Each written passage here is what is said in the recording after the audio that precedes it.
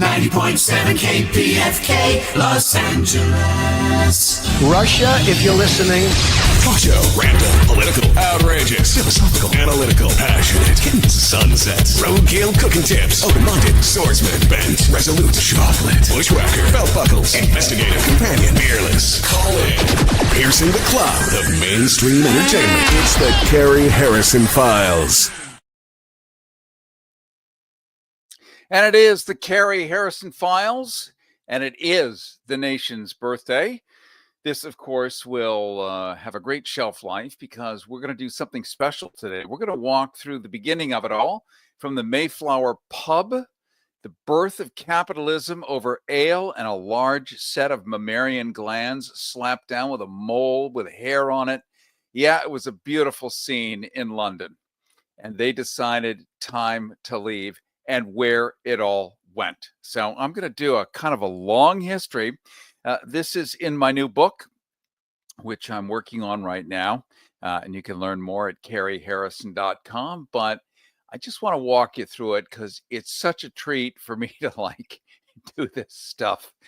And, you know, my family were there. We came over on the Mayflower. My ancestors wrote the Declaration of Independence. My ancestors wrote the Constitution. Imperfectly, I will point out. We were naughty bastards too. Naughty, but made amends finally by becoming Quakers. Quakers, peaceniks. Let's recycle. Let's shake hands. Let's be polite to each other. All of that, but it took a little time. So we're just going to jump into it, shall we? We're also live streaming right now on Substack and YouTube. You can simply Google Carrie Harrison Substack. Carrie spelt like Cary Grant, C-A-R-Y. Carrie Harrison Substack or Carrie Harrison YouTube, and that way we can stay connected. When you arrive at your destination, you can also easily find the live streaming video at kpfk.net. Just go to kpfk.net. N-E-T, kpfk.net. Also, don't forget to sign up for our newsletter at carrieharrison.com. There you're going to get a full transcript of this entire show, plus access to clips and stuff that we simply cannot do on the radio. That is our newsletter at carrieharrison.com. So, happy birthday, America. Today is the anniversary of the revolution. It's a special show because I'm going to walk you through the first moments, the birth of capitalism in a London saloon, the Mayflower pub, all the way to the glorious AI staring at us in glorious Orwell and perpetuity. So strap on your seatbelts and join me for this exciting one-time adventure. And later, we're going to probably open up the phones for a few of your choice comments just to end the show. But let's be clear. This was not a revolution. It was a temper tantrum with bayonets. George III, King George III, raised the price of tea, and suddenly Boston thought itself Athens. No taxation without representation, they cried, while keeping representation chained up in the back garden. King George, now there's a man who thought real estate was forever. He'd paid for the colonies, fair and square, with good old-fashioned European conquest. His Majesty considered America part of the family, albeit the loud, ungrateful cousin with delusions of grandeur. So imagine his surprise when that cousin burned the family portraits, pawned the silverware, and took up with a French aristocrat named Lafayette. And today, right here, right now, I am coming to you live from the French Riviera. The city of Nice, many of you have been there. For those in Hollywood that go to film festivals, you certainly go to Cannes. I'm right next door here on the French Riviera. I wanted to do this show, especially today, from the home of Lafayette, without whom, without the French, without King Louis XVI, it never would have happened. And of course, we're not taught this in school, are we? We have a handful of myths. George Washington rowing across the Potomac. There, that's all you need to know. I have family diaries of George Washington coming through the family farm and eating dinner and taking out some of his teeth and saying colorful things and talking about Martha in a way that Martha would not have enjoyed. Maybe I'll share that with you. It's certainly going to be in the book. But for right now, let's just do the headlines as I slurp my instant coffee, French instant coffee, which is about as good as Folgers, to be honest. So let's talk about France. We just couldn't help ourselves. England was bleeding. We caught the scent like a Versailles lapdog with a taste for British ankles. We sent ships gold a teenage marquis with a sword longer than his resume, all in the name of liberty, by which we meant sticking it to the English, regardless the cost. Now, let's remember, too, that you and I, let's say you're a WASP like me, you came from England once upon a time, you were property of the crown. You were not a person. You were not a citizen. You had no rights. No rights. Let me say that again and underscore it. No rights. None. Zero. Property of the king. He declared war. You went. He says, stand on your head. Went. He said, empty your pockets. You said, yes, sir. Or your head fell off and rolled down the closest alley. So, property of the king. No rights. Nothing. Zero. So, in order to pull off this revolution, we had to find someone else who didn't like the king as much as we did, the French. And what a cost it was. You see, we bankrolled the American Revolution, Well, double meaning, right? Revolution so thoroughly that we forgot to feed our own people. The royal court was awash in powdered wigs and unpaid invoices. And while America celebrated its freedom, France stood there, pockets empty, whispering, Mon Dieu, what have we done? Well, let's enter the French Revolution, shall we? Because if there's one thing the poor can't stand, it's watching someone else get a revolution before they do. So we lit the match under our own monarchy, not a symbolic match, an actual guillotine. Louis XVI, our benevolent donor to American independence, couldn't even flee in a straight line. They caught him dressed like a footman. Robespierre rose up, shrieked out about virtue, and began slicing through nobility like a baker through stale baguettes. And that's how France got liberty, not from pamphlets or powdered debates, but from rains of heads and the efficient graze of falling steel. Whoosh! Meanwhile, across the Atlantic, the Americans, we were writing a constitution. Grand stuff, unless you weren't white or male or land rich. We'd built a government of the people, by the people, for the people, as long as the people looked like Jefferson and owned something taxable. King George in England, he lost his colonies and eventually his marbles. He spoke to trees. He appointed them to office, which in hindsight might have been a step up. Had he done that earlier, might have been easy. We might still be English. And France, well, from them we got liberté, égalité, and 40 years of blood-splattered chaos, all thanks to helping a fledgling republic that thought freedom meant free shipping.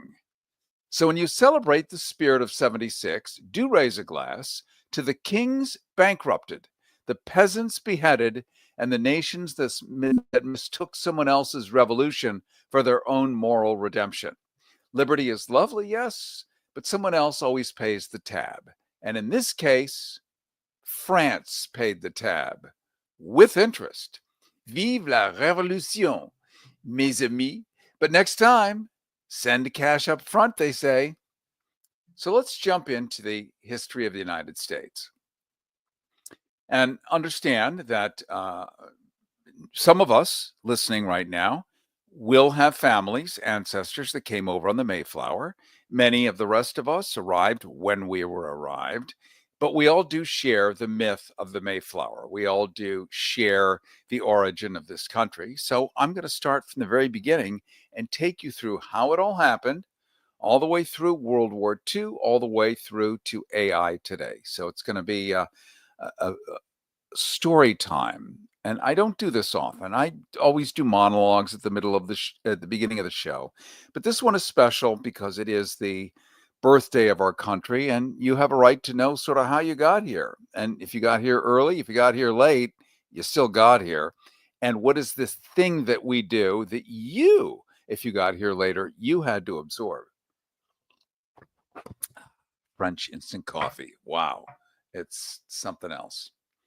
So let's start with the Pilgrims, those paragons of piety, those stalwarts of sobriety, or so the history books would have you believe. The truth is, those guys were a bunch of slobbering, stumbling, drunken louts. These were my ancestors on my mother's side of the family. And how did our grand American adventure begin? Well, it was an allergy to the king. And it was a given. And anything you could say or did say against him could cause your head to suddenly go rolling, separated from your shoulders, very much like the French guillotine, down a random alley, by the way, never to be found again. There was no real privacy. There was no real safe space at the time. People were subjects of the king. In other words, complete property of the crown. And you had no citizenship, no agency. You could simply be scooped up for having the wrong shaped pimple and shoved into a gibbet on the local pier for birds to pick at you through the open metal bars. If you don't know what a gibbet is, it's a relic of humanity's more theatrical approach to punishment. It was an iron cage or frame designed to hold the body, soon to be a corpse, hold that body upright, letting it rot in public view. You might see one of these on a hilltop or at a crossroads or near the harbor, anywhere it could remind you that crime doesn't pay, but it sure does decay. So it being England, it was a dark and stormy night. And of course, it was, what's a good tale without a little melodrama?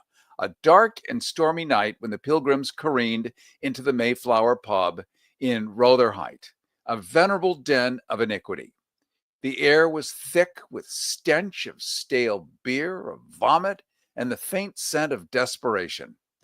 The Mayflower pub in Rotherhithe was a temple of damp despair, a place where the floor stuck to your boots, and so did the conversation. It smelled of pipe smoke, of boiled cabbage, and failed maritime ambitions. Not exactly the kind of joint where one expects the birth of a nation. But then empires have been built on worse foundations.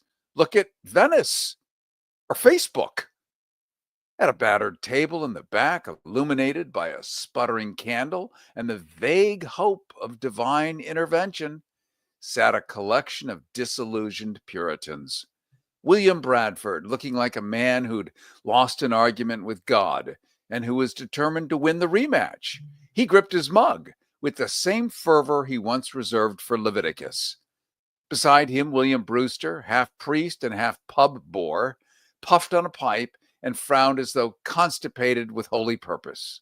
"I'm done with this wretched island," Bradford growled, slamming his mug on the table. "England is a cesspit of idolatry, greed, and damp socks.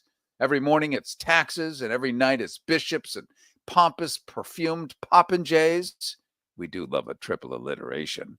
"Waddling about in silk robes like they're auditioning for some liturgical burlesque." Brewster leaned in, solemn, like a funeral. "It's true. The Archbishop's hat alone is a moral offense. I've seen smaller boats. And the incense, my God, it's like trying to bray in a brothel. Of course, the Mayflower pub was a brothel. Meanwhile, one of the ladies of the pub leaned over to the table, revealing two large mammalian jugs, one of which was crowned by a hairy mole. Edward Winslow, too young to be cynical but old enough to fake it, piped up, "Aye. And now the king taxes our windows. Windows, lads! What's next? A levy on farts? A toll for blinking?" The table erupted in the kind of grim laughter usually reserved for executions. The Mayflower pub, you see, specialized in this brand of communal despair, where half the men believed in divine providence and the other half believed they were the punchline. Now, enter Miles Standish, another famous name, a professional soldier and a recreational buzzkill.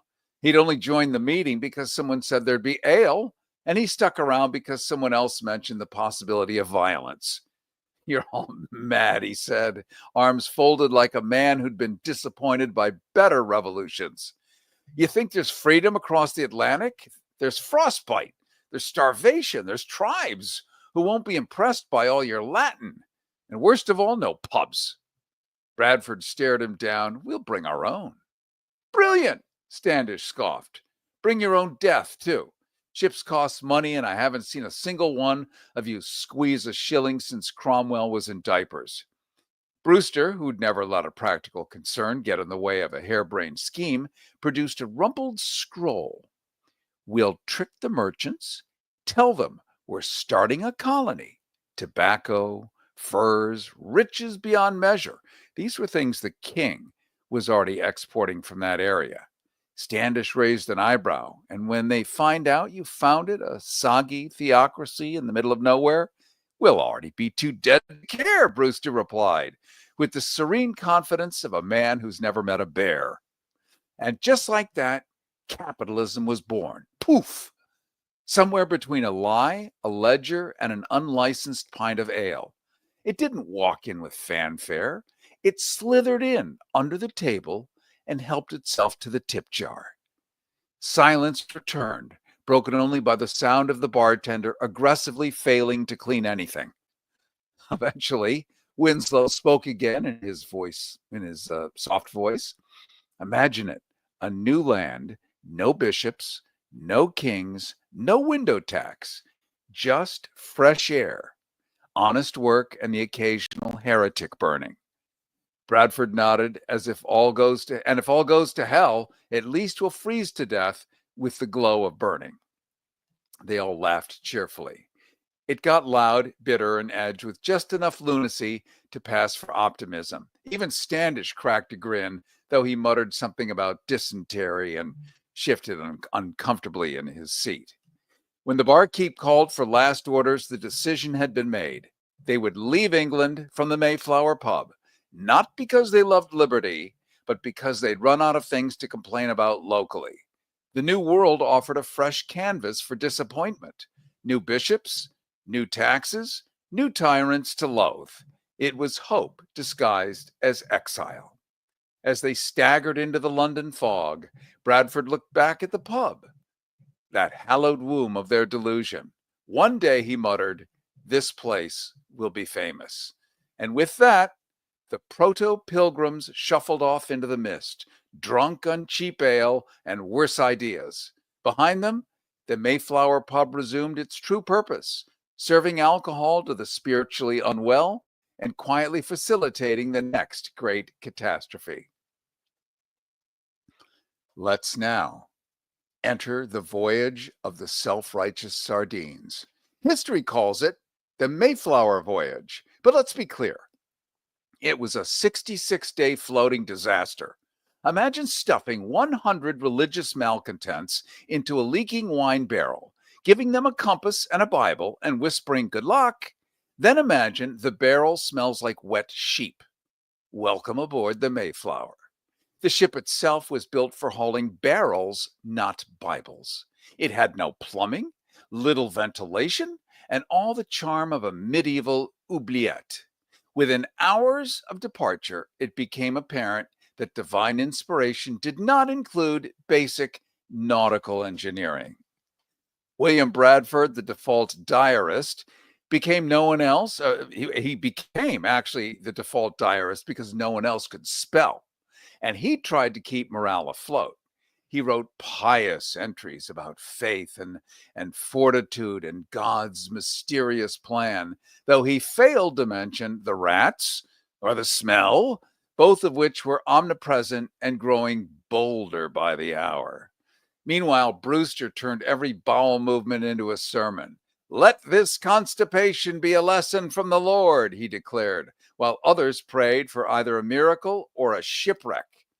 We have to remember the father of Protestantism also wrote endlessly about his constipation. So let's just say, unlike the Catholic religion, the Protestant one is filled with constipation. Just look up, well, that's a sidetrack. Maybe I really can't read it. It's just so vile. But Martin Luther's endless passages on his constipation. It's just beautiful. And these, of course, are our religious heroes from the beginning. Anyway, back to the Mayflower, back to the fun. Carrie Harrison with you. This is the Carrie Harrison Files, live streaming right now on YouTube. Simply Google Carrie Harrison YouTube or go to Substack and get our free newsletter, and you're going to get a transcript of this entire thing. These are excerpts out of my new book, which is basically a MAGA history of the United States, because I want them to be able to get it too, but it has to be a little fun. So here we are on the Mayflower. It's week 2. Half the passengers are seasick. The other half are thinking fondly of the Church of England. Edward Winslow kept a brave face, though he confessed to missing windows, even the taxed ones. Miles Standish, somehow not yet mutinous, spent most of the voyage sharpening knives and muttering to himself in Latin.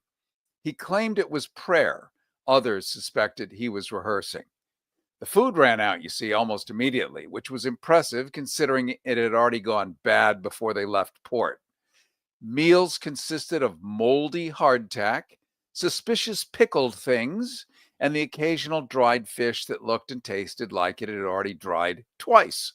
And there was, of course, a storm, because, of course, there was. The kind that tears sails, that breaks masts, and inspires panic psalms shouted into the sky. Brewster saw it as a divine test. Standish saw it as Tuesday. During one particularly violent gale, a main beam cracked. It looked like the voyage would end not in glory, but in a soggy group baptism. Badford Never, the optimist, recorded that God provided the means for all our salvation. What he meant was that someone popped up the beam with a great iron screw, which was likely stolen from the cargo. Thus, the foundation of American resilience, theft, and makeshift carpentry. Miraculously, no one died on the way, though a few passengers seemed to be negotiating with God for the privilege. One sailor who mocked the psalm-singing pukes was struck down with disease shortly after, interpreted as divine justice by everyone except his widow, of course. Finally, land appeared.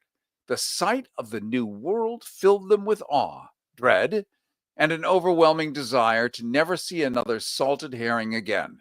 They dropped anchor at Cape Cod, a spot they had absolutely not intended to reach. But as history has taught us, if you plant a flag and write about it convincingly enough, no one will notice you got completely lost. Before setting a foot ashore, they drafted the Mayflower Compact, a document that began as a covenant with God and ended as a passive-aggressive HOA agreement. It was signed by 41 men, several of whom were already fantasizing about mutiny and indoor plumbing. And the Mayflower Compact, by the way, was based on the fact that the Mayflower had been grabbed by pirates along the way, and the pirates had had a very interesting kind of democracy on board. It was sort of a democracy. It was pure egalitarianism. So whenever they got the treasure, it was split 100% even Steven throughout the entire crew. That meant the captain got exactly as much gold as the cook, as the deck swabber. Now, why would that be? Simple. You're on a pirate ship. If the cook gets jealous and is making your food, maybe there's something in your food and you just expire. And now the next guy takes over and it goes on forever and you have complete unrest and chaos. So they came up with a system where everyone was completely protected. The captain's only great, I guess, latitude, you might say, would be in navigation, bigger cabin, all the rest of it. Same food, same bounty, same plunder. The Mayflower was attacked and learned from the pirates that if they hadn't decided one man, one vote, that's the Mayflower Compact, isn't it? One man, one vote, the seat of American democracy, they would have been toast too. So that's where it came about. We can thank the pirates for that. So after months of vomiting and preaching and involuntary celibacy, the Puritans arrived, not in triumph, but in a state of collective indigestion. They had reached the promised land, cold, confused, and wildly underdressed. Let's jump into the first winter of incompetence and scurvy. For the righteous shall inherit the earth, assuming they don't starve first.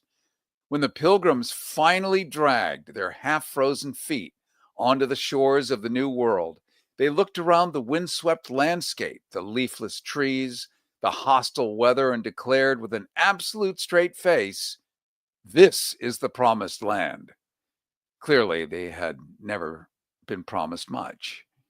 They landed in November, which any farmer, any fisherman, any person who's ever seen a calendar could tell you is not the optimal season for founding a civilization. But you see, these were not practical men. These were people who believed they were divinely chosen, despite being unable to choose an appropriate month to arrive. The ground was frozen, the trees were bare, the local wildlife had gone into hiding, and yet there they were with no shelter, no food supply, and no plan beyond pray harder. The first order of business was to build homes. So naturally, they lived on the ship for 2 more months while arguing about how many cubits wide a goodly and godly cottage should be. Meanwhile, scurvy swept through the ranks like divine retribution with bad breath. Their diet consisted mostly of salted despair with a side of regret. William Bradford, now reluctantly in charge, kept writing in his journal about providence and purpose, while casually glossing over the fact that half the colony was either dead or hallucinating. Quote, "It pleased God to visit us with great sickness," he wrote, which is Puritan for, "We have completely cocked this up, but let's blame heaven." Brewster, the sermon factory, tried to comfort the dying by quoting scripture while breathing directly in their faces. Many took that as a final insult. By January, the Pilgrims had constructed a mighty 3 buildings, 2 of which collapsed in the wind. The third promptly caught fire because someone thought candles and hay made excellent roommates. Miles Standish, meanwhile, spent the winter patrolling the perimeter, looking for anything to stab, beasts, heretics, time. He was a man out of place, more comfortable with a sword than a shovel, and thoroughly dismayed to discover you can't threaten scurvy into submission. And then came the burials, quiet, hasty affairs conducted at night so that the local tribes wouldn't notice the body count. They buried them in mass graves and planted corn on top, not out of disrespect, but in a grim attempt at deception. Nothing to see here, just good Christian agriculture. Now, by March, spring is on the way. Only 47 of the original 102 Mayflower passengers remained alive. Most were too weak to stand, let alone start a country. Winslow, whose optimism had somehow survived the voyage, now resembled a haunted choir boy with rickets. Yet he still insisted, "We are building a godly society." From the outside, it looked more like a failed group project supervised by a wrathful sky wizard. But then, salvation. Salvation. A native man named Samoset walked into their ragged camp one day, and to their complete shock, greeted them in English. Imagine the scene. Half-starved colonists, dressed in flea-ridden burlap, blinking in disbelief at a man who not only spoke their language, but didn't immediately murder them. Samoset introduced them to Squanto, a man who had survived enslavement, transatlantic travel, and the full spectrum of European nonsense, and still agreed to help these walking disasters grow food, to help them find water, to help them survive nature without accidentally setting themselves on fire. So it's hard to overstate this. Without Squanto, they would have been historical footnotes. End of story. Never were here. We're still in England. It's a cautionary tale, though, because it's a punchline without a setup. And so by spring, the survivors emerged from their wooden hovels, blinking like mole rats in the sun, praising God for their endurance, while quietly ignoring that most of it was due to the basic human decency of people they would later displace. Or if you like the word murder, you could use that. And thus ended the first winter, less a triumph of faith, more a testament to sheer dumb survival. They came seeking religious freedom and found frostbite, malnutrition, and the unbearable realization that Providence doesn't stack firewood. But they endured, not because they were strong, not because they were smart, but because history has a sense of humor, and this was only the opening act. So then there's the first Thanksgiving, a meal, a myth, really a marketing campaign. How to rebrand colonial hunger as holiday cheer. Carrie Harrison with you. This is the Carrie Harrison Files. We are looking back at the beginning of this country, how it all started. Here we have the Great Revolution, our birthday, who are we, where we came from, and how it all came to be. Something most of us are not taught in school, as we're taught a handful of myths. So I'm just walking you through the joys of who we are and why we are, and especially why we are where we are today, so you could read between the lines. You can also see us live streaming at carrieharrison.com or on Google, on YouTube at Carrie Harrison YouTube. Yes, go to Carrie Harrison YouTube or Carrie Harrison Substack and make sure you join that and our newsletter. So, after barely surviving the winter of frostbite and theological bickering, the Pilgrims stumbled into spring like hungover badgers emerging from a sermon. They'd buried half the colony, eaten most of the rest, and owed their lives almost entirely to the indigenous people they would later describe as savages. But never mind all of that. By autumn, they'd managed through a mix of Squanto's agricultural wisdom, through dumb luck, through divine outsourcing, to produce a modest harvest. And so they did. What any guilt-ridden colonial outfit would do. They threw a feast to celebrate not dying. This wasn't the postcard Thanksgiving of your elementary school reenactments, where shiny buckled hats and smiling cornucopias dance in harmony. This was a 3-day truce meal thrown by a desperate theocracy and attended by a suspicious but patient native tribe that probably thought, if we feed them, maybe they'll stop accidentally setting things on fire. Bradford called it a harvest celebration, though it bore a striking resemblance to a victory lap for surviving on their own incompetence. The Wampanoag, led by, let's keep out all the complicated names, shall we? Because it's radio and we can't read. Let's just say the Indians, and we'll call them that because that's what they were called at the time. Well, let's call them Native Americans. Why not? Much easier, much broader. The Native Americans arrived with around 90 men, bringing most of the actual food, including venison, shellfish, and something resembling practical competence. The Pilgrims brought boiled pumpkin, stale corn mush, and the unwavering belief that they had invented civilization. There was no cranberry sauce, there was no pie, no mashed potatoes, just a lot of chewing and a general sense of confusion. Brewster opened the meal with a prayer so long it may have counted as the fourth day of the event. Standish polished his musket throughout, just in case someone tried to introduce dancing. Remember, Puritans. Meanwhile, Edward Winslow, ever the bright-eyed PR man of the colony, wrote a cheerful letter describing the event in terms so vague it could have been a medieval dinner or a livestock auction. He framed it as divine reward, glossing over the fact that the Native Americans were doing most of the heavy lifting and none of the sermonizing. And yet, that thin sliver of a letter written to reassure. Hold on, I'm getting a big, old, long. Anyway, big old long message on YouTube. And yet a big, long, thin sliver of a letter written to reassure English investors they hadn't wasted their money would later be resurrected centuries later as evidence of national unity, spiritual bounty, and mutual respect. Never mind the eventual betrayals, never mind the smallpox blankets and land grabs or treaties broken faster than a Puritan promise. All of that would come later.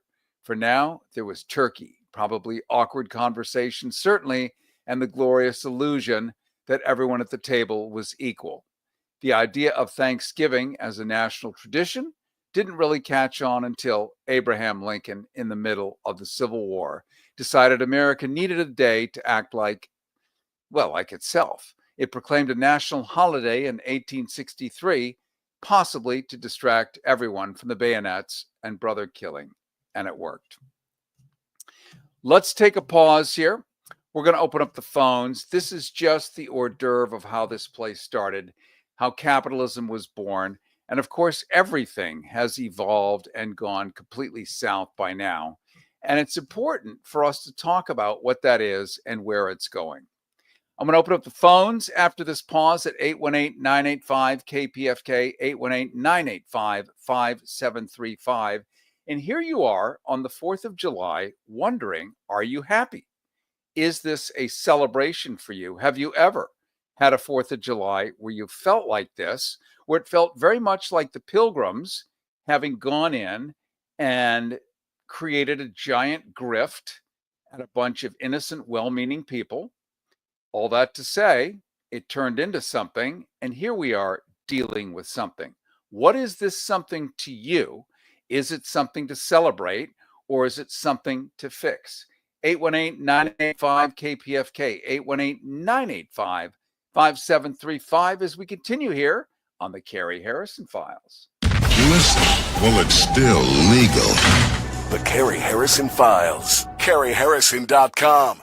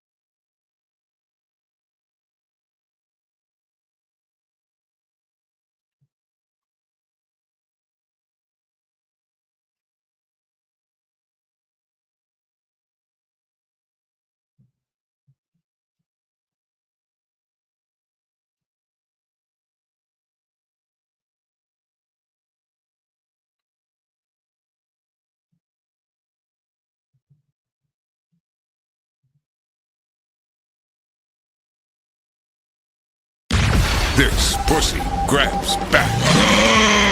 The Carrie Harrison Files. CarrieHarrison.com. It is the Carrie Harrison Files, live on the nation's birthday, taking a peek at how we actually came to be. It had nothing to do with what you thought. 99% of us didn't even know there was a Mayflower pub in London, had no idea, did not know who the players were, the deals that they cut, and how this thing started. Then, of course, later, after the king had built the 13 colonies, my ancestors, maybe yours too, turned around and said, we're keeping it, go away. Thank you for paying for it. Thank you for funding it.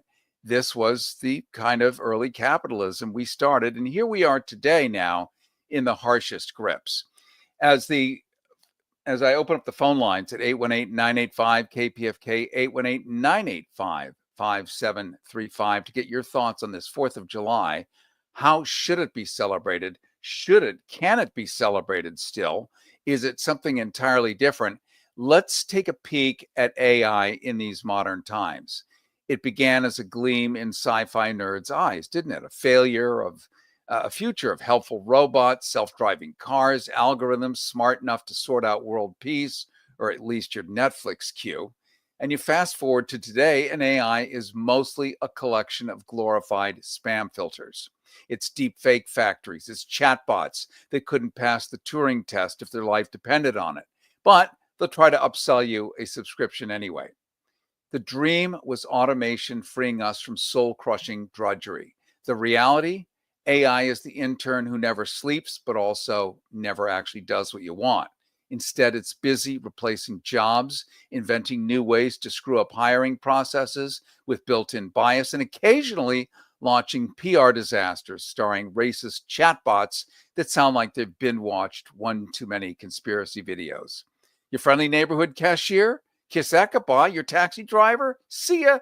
Sorry, your rideshare overlord is a cold, emotionless algorithm that'll reroute you through 5 other passengers before dumping you in the wrong neighborhood. AI doesn't get tired, it doesn't unionize, and it doesn't need dental insurance. It makes it the ultimate mercenary employee.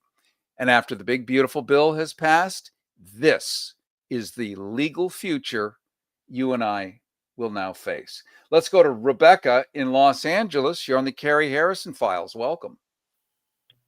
Hi, Carrie. I just want to thank you for this revelation about the Pilgrims, of which I never knew. And these people clinging to their ancestry, coming over on the Mayflower. And now we know it was just a ship full of bugs. It's just such a revelation for me, and I'm so glad to hear it. I mean, look at the history books that we were raised in going to school. It's all a bunch of baloney. That's what it is. It's baloney. But now I know the truth, and I'm going to spread it. Well, and Rebecca, you probably remember one of the few things you could ever say about George Washington was that he rode the Potomac standing up and didn't fall down. And there it is. And like, what more do you need to know? A guy went across a river standing in a boat and didn't fall down. And he was a great guy, period. His wooden teeth, you know, the myth of his wooden teeth. Yeah, you do. That's what they used back in the day, wooden teeth. Except that they weren't wooden. So here's what they were. He took teeth out of slaves that were the correct teeth for his sized mouth and had them implanted. So the myth is wooden teeth. So there's like so much more mystery history, which is what I love. I could care less about Napoleon in 1843. So what? Why? And what was this? Right. Who paid for it? What did they get out of it? So there's like so much more to learn. But here in they this, need to burn the history books and rewrite everything. That's what they need to do. They need to rewrite history truthfully. They are doing that. Unfortunately, they are not the people you want doing that. Yeah, that sounds right. But anyway, Thank you again, and I'm going to just dwell on this right now because it's such an awakening. So Thank you, Terry, and continue. Excellent. Be like Madge. Just soak in it. Thank you so much for your call, Rebecca. That opens up a line at 818-985-KPFK, 818-985-5735. Let's go to Harold in Santa Barbara. You're on the Carrie Harrison Files. Welcome. Well, thank you for the welcome up. Man, you have excellent timing. Today, another failed attempt upon my martyrism. And in my hometown, my uncle helped make this town what it is. And in fact, the major employer, ESRI, he made, and I inherited from him. But just like the Pilgrims, it's not mine, even though it's written. I inherited over $80 million, and it's written. I inherited another $4 million, and it's written. But what would they rather do? They'd rather burn me at the stake as a heretic. Sorry. Thank you for listening.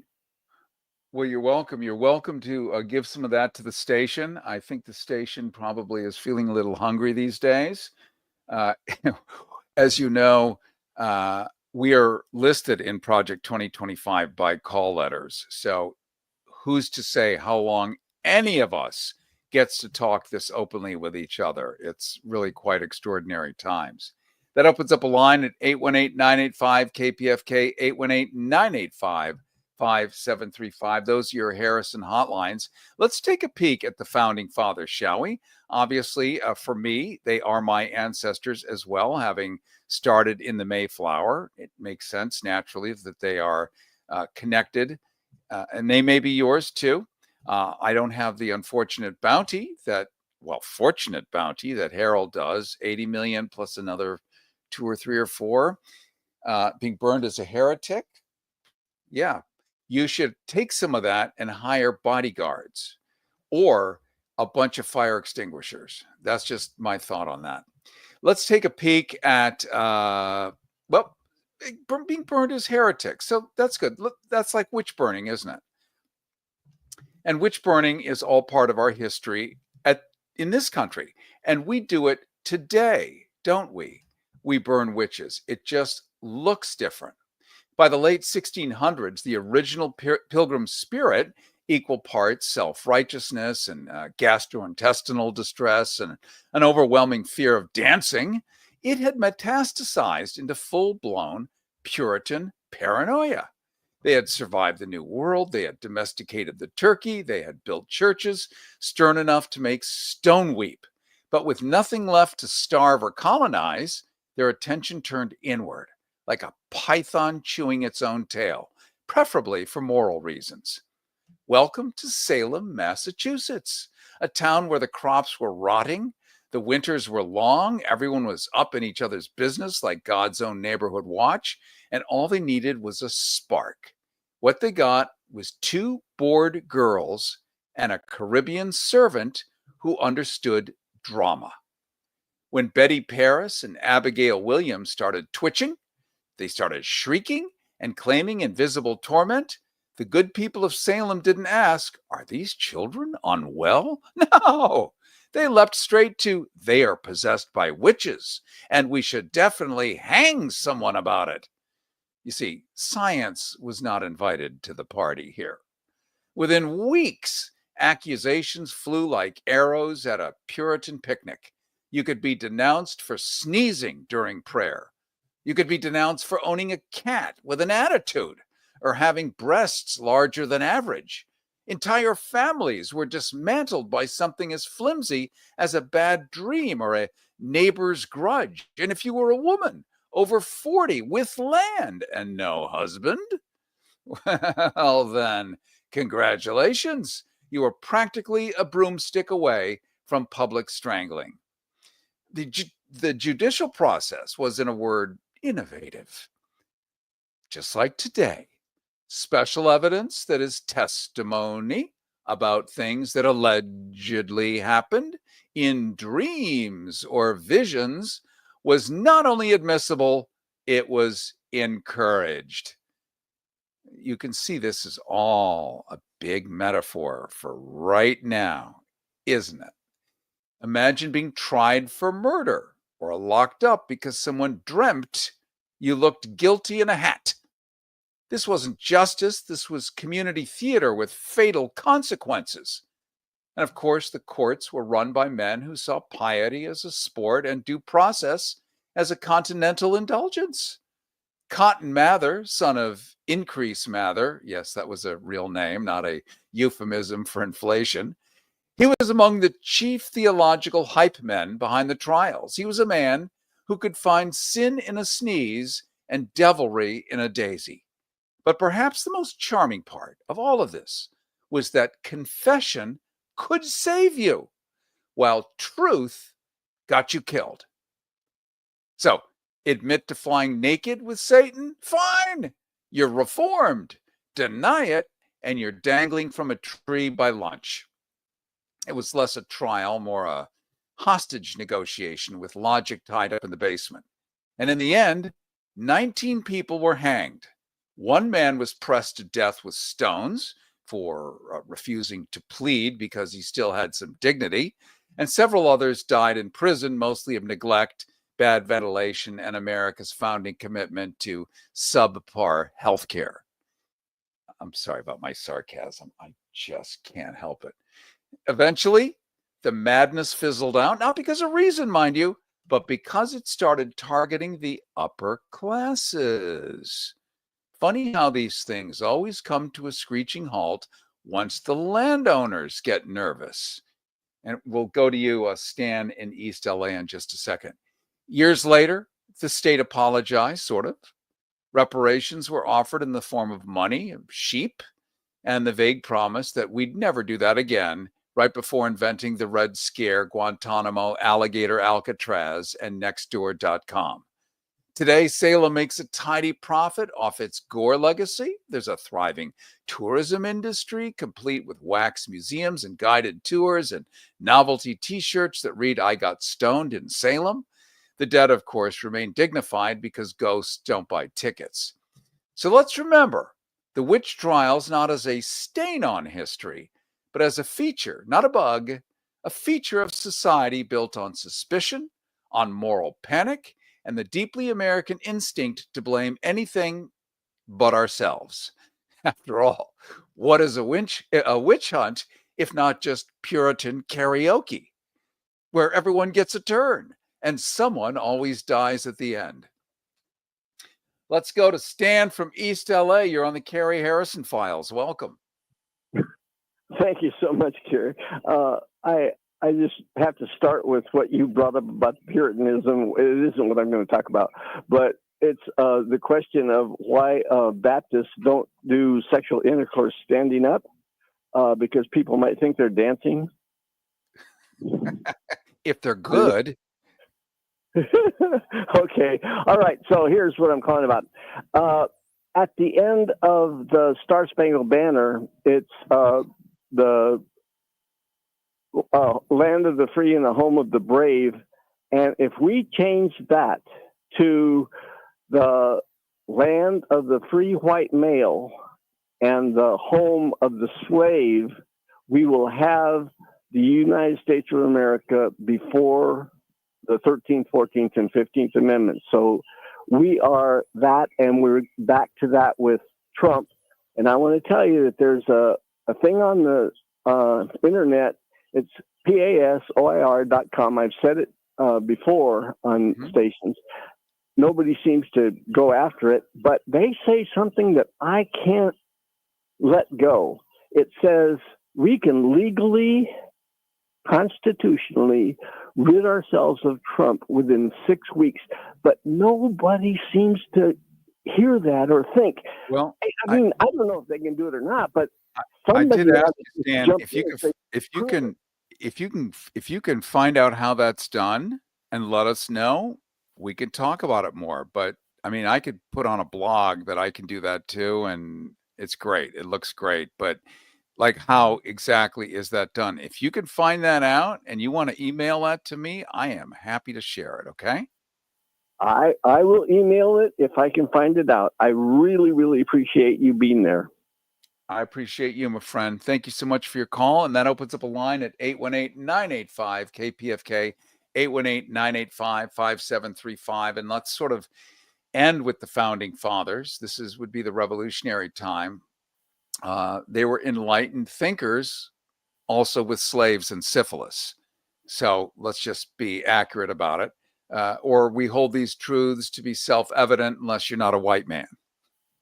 The American Revolution, as we all know, didn't just create a nation. It kicked off one of history's most ambitious rebranding campaigns. Men like Jefferson and Washington and Franklin and Hamilton and Madison, names etched into currency and concrete, crafted a republic from scratch using Enlightenment ideals. French wine, and where necessary, a flexible definition of hypocrisy. They talked about liberty, of course, endlessly. Liberty was the word of the day, the week, the whole damn century. But the liberty they spoke of was a very exclusive club, strictly gentlemen only. Membership required land, whiteness, and an aversion to paying taxes unless you were the one collecting them. Feels familiar, huh? And let's begin with Thomas Jefferson, who we all love, the man who penned "All men are created equal" with one hand while cradling a whip in the other. He owned over 600 enslaved people throughout his life, including Sally Hemings, a woman he legally owned and personally impregnated several times. Enlightened Maybe. Consensual? Absolutely not. Jefferson was also deeply conflicted about slavery, but in the same way a man is conflicted about eating meat while grilling steak. He wrote pages on the moral rot of bondage, but kept the plantation running because, well, Monticello wasn't going to weed itself. And then we have George Washington, who used to pass through my family's plantation back in the day. The general who would not be king, who had wooden teeth, which were not actually wood, but rather harvested from the teeth of enslaved people. He freed his slaves in his will after he died, a final gesture of conscience best described as too little, slightly too late. And then there's Ben Franklin, really another superhero of mine, a jolly polymath who did everything from inventing bifocals to founding libraries. Many of those libraries are banned, certainly in certain states throughout the United States now. But he allegedly contracted syphilis in every available French salon. He started out owning slaves and then had a political epiphany late in life, roughly around the time it became fashionable in Philadelphia to pretend you were an abolitionist. Alexander Hamilton, Broadway's tragic anti-hero. He did not own slaves personally, unless you count the human beings his in-laws owned, whom he occasionally rented. A technicality, perhaps, but not exactly the stuff of moral high ground. He opposed slavery, mostly, but also opposed doing anything practical about it. And finally, James Madison, the so-called father of the Constitution, was 5'4", owned over 100 slaves, and spent his life talking about the delicate balance between liberty and tyranny while sitting comfortably atop the heads of the enslaved. These men, gathered in Philadelphia, drafted documents with florid calligraphy and righteous tone, and created a government by the people, for the people, so long as the people excluded women, Black people, Native Americans, and anyone without property. They codified freedom with such straight-faced earnestness, you'd almost forget half of them died surrounded by unpaid laborers and unpaid debts. But this is sort of the history of this extraordinary place. We know how and why it's cobbled together. We know the stitching. We know what has happened recently. We also know the way through this. And not today, because we're out of time, but the next time, we're going to look into how do we fix this? Now that we know how the parts are assembled, how the thing was stitched, who the original thinkers were, we know that they didn't think about curing the impossible situation that now exists. But we know if we think like them, we can probably find a way through. So it's going to be deep thinking next time. And I want to hear that from you. And I have so enjoyed sharing this kind of cool mystery history with you. I'm working on a book, which I'll have on my website, carrieharrison.com. In the next couple of weeks. It's going to have all of this stuff in here, plus Nixon, swinging Dick Nixon, everything, the whole soup, cat, and pizzas, because it's just time to get this stuff out.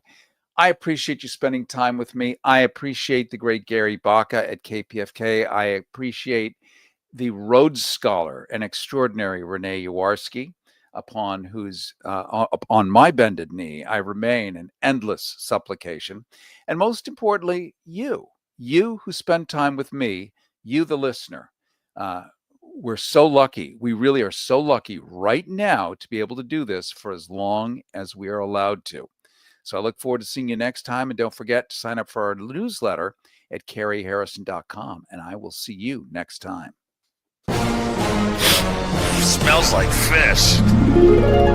Tastes like chocolate. It's the Carrie Harrison Files.